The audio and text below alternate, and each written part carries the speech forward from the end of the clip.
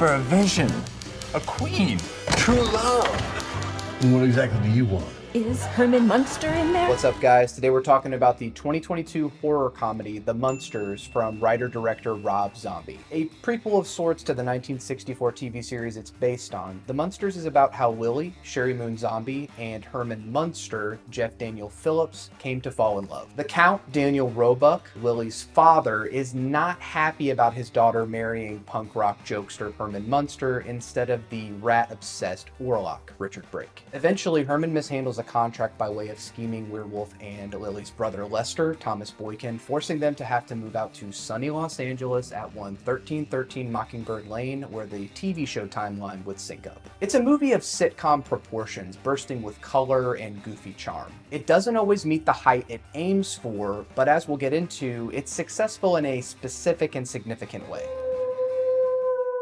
Don't try to figure out the odd film that is Rob Zombie's The Munsters. Don't question it. The set design and makeup are meticulous and the actors came to play. It's fun, but it's not deep. It's not trying to be. It's all played so earnestly, you can't really hate it, even when it's begging to be picked apart. Rob Zombie was given some fun, Universal Monster movie toys to play with in a world he's been dying to adapt since even before he made House of a Thousand Corpses. Love oozes from every greenly lit corner of the Munsters, this clearly being a passion project for the man, and a personal one at that. All the usual zombie players are here and the cast is great. The film starts out with a bonkers performance from a game and always stellar Richard Brake playing Dr. Henry Augustus Wolfgang, touted as Transylvania's most popular mad scientist. His performance is a hoot, and he plays dual roles here. Much of the cast plays at least two roles, as Orlock, a cartoony depiction of the famous character from F.W. Murnau's Nosferatu. Due to a mishap by his assistant, Floop, Jorge Garcia, he ends up creating a monster with the brain of a comedian instead of the renowned scientist he hoped for. What we get is Herman Munster, with Jeff Daniel Phillips playing a much different character than we've seen in his previous roles in Zombies Halloween 2 and 3 from Hell. Phillips is bouncy, lively, and creates a perfectly charismatic Herman Munster. He's got a crack in his voice and aw shucks ain't I cute wink in his eye, and plays marvelously against Sheri Moon Zombie's Lily. Some of his lines about how much she means to him, they tug at my heart, man. Sheri Moon works wonders in this role. Rob casting her in the most angelic lighting and some of the most beautiful and witchy costuming. She's a Halloween delight, flitting and delicate. Her scenes are also some of the best directed of the movie. A few highlights are when she floats over to greet Orlock in the intro, later when she goes to bed in her see-through coffin. That's gotta be something they have in their own personal home, right? The design is Vampire meets Bride of Frankenstein, and they nail the look as much as Sheri nails the part. She's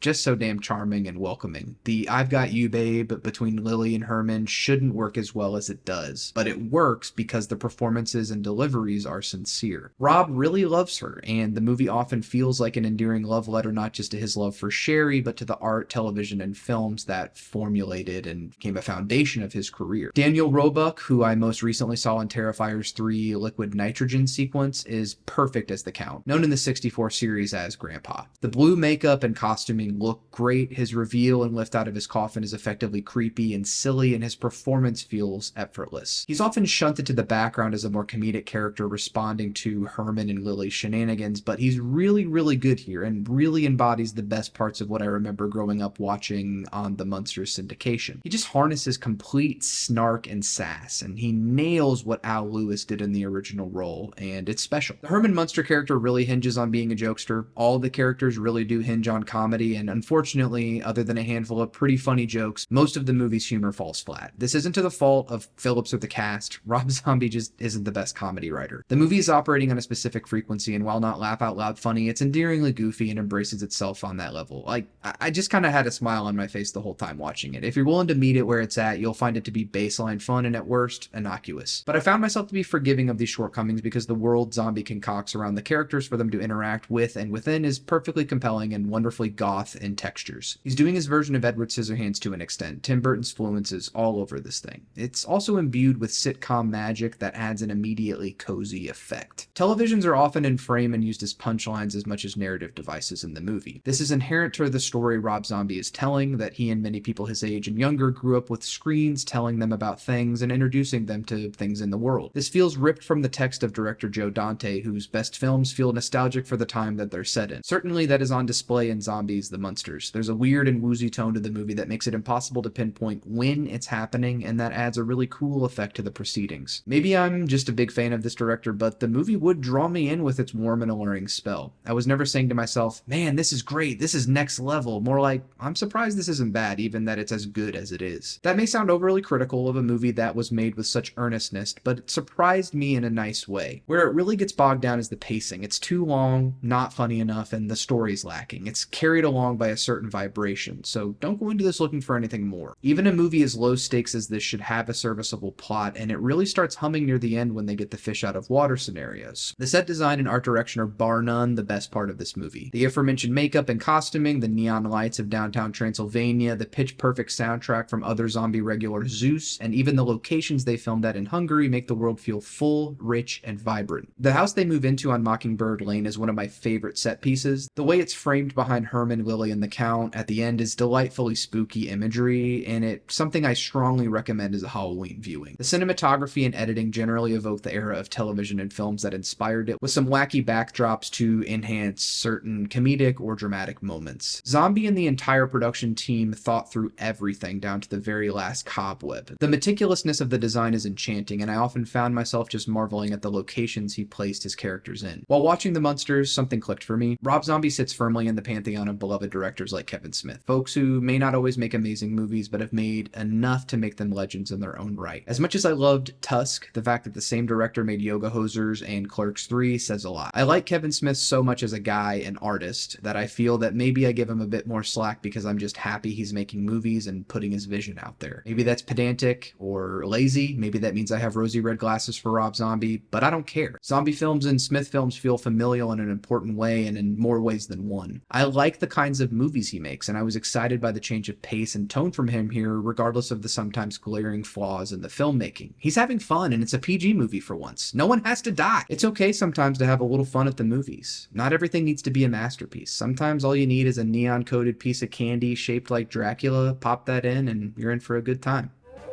The Munsters features playful performances from its great cast, many jokes and cameos for fans of previous Rob Zombie movies, and loads of monster movie charm. It's right up there with Monster Squad as a comfy autumn classic. There's a lot to love here. It's immediately cozy, and if anything, it makes for great background noise at a Halloween party.